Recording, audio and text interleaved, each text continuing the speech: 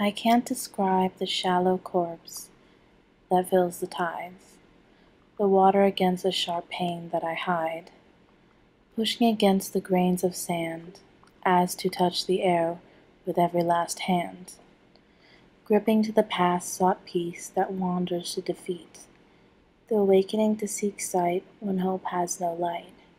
She grasps for something so the water won't feel as cold, her hands numb with every minute she holds. But as she begins to fade, the morning shatters as wind breaks to silence, making her lie in the bottom of her life, the bottom that becomes a home she cannot escape.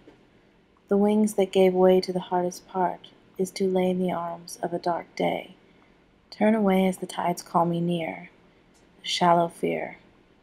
Even as the days turn to years and the sun follows to the distance, I will be here. Even if my body lays at the bottom of the floor, I am once more.